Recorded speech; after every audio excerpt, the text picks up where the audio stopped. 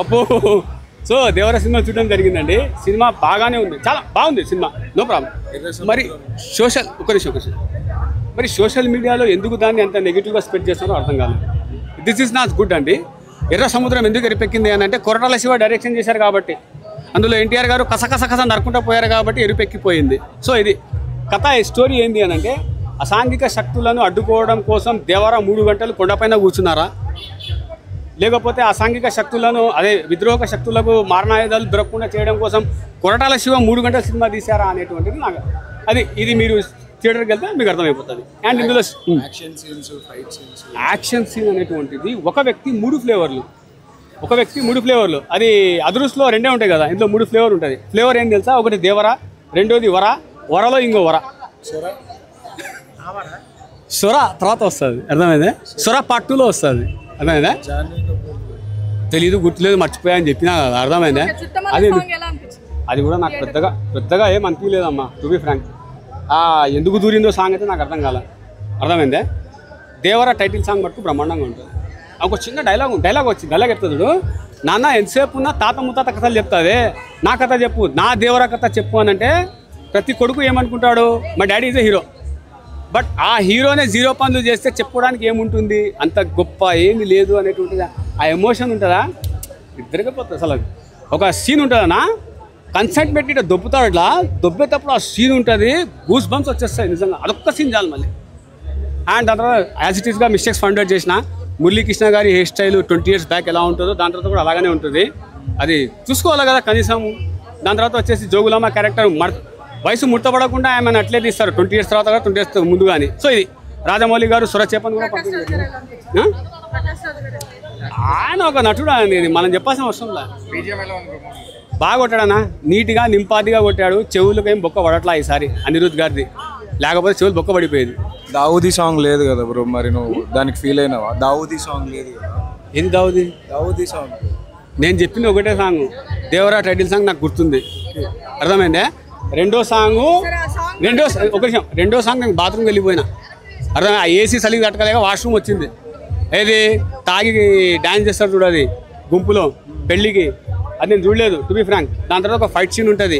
ఎన్టీఆర్కి ఫ్యాన్ అంటే extraordinary fan కాదు, నార్మల్ హీరోస్ కంటే చాలా ఇష్టం ఎన్టీఆర్. ఎందుకంటే dancing skills, acting skills, anything. అదుర్స్లో కామెడీ అద్రగొట్టాడు, అసలు ఎక్స్పెక్ట్ చేయని కామెడీ ఆయన వాడిండు.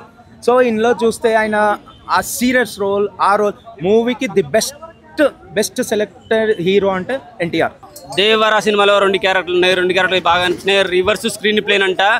కొంతమంది అంటున్నారు ఇంటర్వెల్ తర్వాత చూపించాల్సింది, ఇంటర్వెల్ బిఫోర్ చూపించారు, ఇంటర్వెల్ ముందు చూపించాల్సింది ఇంటర్వెల్ తర్వాత చూపించారని చెప్పేసి. ఇది రివర్స్ స్క్రీన్ ప్లేన్ అంట, అందుకనే ఇలా ఉంది. మన మైండ్ మెచ్యూరిటీ బాగుంటే అన్నీ అర్థమవుతాయి. దేవర క్యారెక్టర్ చాలా బాగా అనిపించింది. యంగ్ లుక్లో వర కూడా చాలా బాగానే ఉండవు, లుక్ అయితే సూపర్గా అనిపించింది. టోటల్ మాస్ మసాలా అనమాట, మస్తు అనిపించేస్తుంది.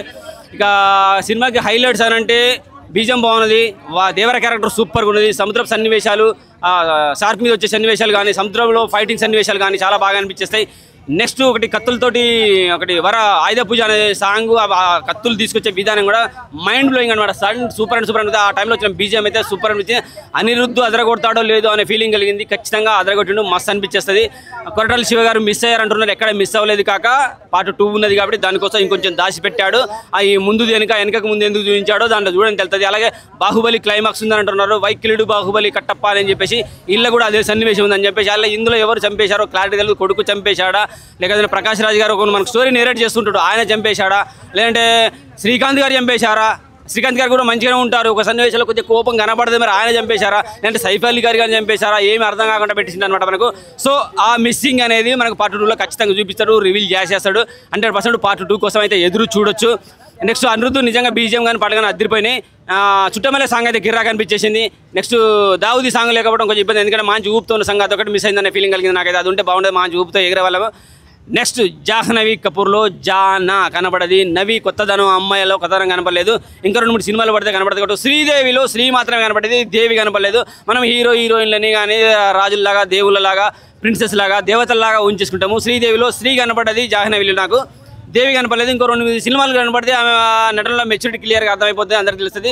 సో ఇంకో 2-3 సినిమాలు పడాలి. నీది ఈ ఇల్లు, హైదరాబాద్ కానీ, తెలుగు పరిశ్రమ కానీ నీ పుట్టిల్లు అనుకో తల్లి, మంచి సినిమాలు వస్తే ఆదరించుకో, మేము ఆదరిస్తాము, ఉప్పేసుకొని చేసేసుకుంటూ వెళ్ళిపో, ఏది పడితే చేసుకుంటూ పోయినా అంటే నువ్వు బాలీవుడ్కి కొట్టేస్తే రిటర్న్ వెళ్ళిపోతావు. అటువంటి పని అయితే చేయకు.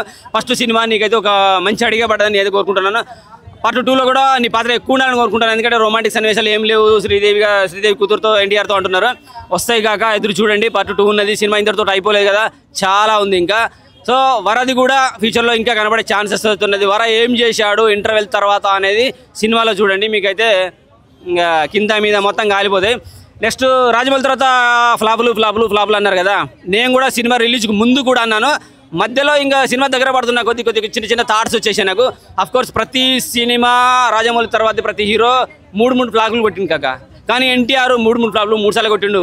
హ్యాట్రిక్ అంటే ఫెయిల్యూర్ హ్యాట్రిక్లు 3 సార్లు కొట్టిండు. హ్యాట్రిక్లు ఫెయిల్యూర్ కూడా అయిపోయింది, అది కూడా అయిపోయింది. సో రాబోయే సినిమా ఏ సినిమా అయినా ఎన్టీఆర్ది ఇది రాజమౌళి తర్వాత మళ్ళీ ఎన్ని సినిమాలు తీసినా కానీ ఇంకా ఫ్లాప్ అనేది రాదానికి ఆయన దరి చేరదు. రాజమౌళి తర్వాత ఫ్లాప్ అనేది దరి చేరదు. ఆయన ఫ్లాప్ల నుంచి పక్క తప్పుకున్నాడు. రికార్డు బ్రేక్లే ఇంకా ఆయన ఇంకేముండవు. ఇంకా ఇప్పటివరకు మన వాళ్ళు ఏ హీరో కూడా 3 సినిమాలు తీయలేదు. కాబట్టి నాకు తెలిసి ఇంకా వచ్చే సినిమాల్లో ఏ హీరోకైనా ఫ్లాపులు పడుతూనే ఉండొచ్చు. నాకు తెలిసి 9 సినిమాలు ఫ్లాపులు అయ్యే ఛాన్సే ఉన్నది. ఎన్టీఆర్ 9 అయిపోయినాయి, కిరాక్ కొట్టేసాడు. ఏ సినిమా వచ్చినా ముందు హిట్లే అనమాట, ఇంకా ఫ్లాప్లు అనేది ఉండదు. మరి మహాభారతం దాకా ఆగి అలానే పెడతాడు. మధ్యలో ఇంకో సినిమా అయితే నేను కోరుకుంటున్నాను. ఎన్టీఆర్తో రాజమౌళి ఖచ్చితంగా ఇంకో సినిమా తీయాలి. అది కూడా పాన్ ఇండియా లెవెల్లోనే ఉండాలని కోరుకుంటున్నాను. 4+ ఇస్తాను భయ్య. కేర్రాకున్నది సినిమా చాలా బాగుంది. ఫ్యాన్స్కి అయితే కాక కాలర్ చింపేసుకోండి చెప్పట్లేను, కాలర్ ఎగరేసుకుని సినిమా అయితే ఇస్తానన్నాడు, ఇచ్చాడు.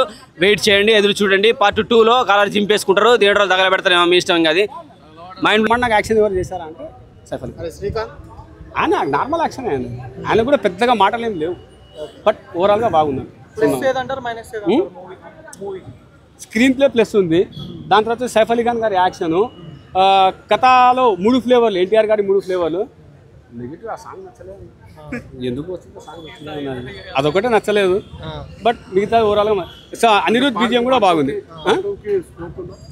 పార్ట్ 2 2 క్యారెక్టర్లు చనిపోతాయి. మరి పార్ట్ 2 ఎవరితో తీసారో అర్థం కాలే. దేవరా వరం చంపేస్తాడు, ఈ వర చంపేసుకుంటాడు.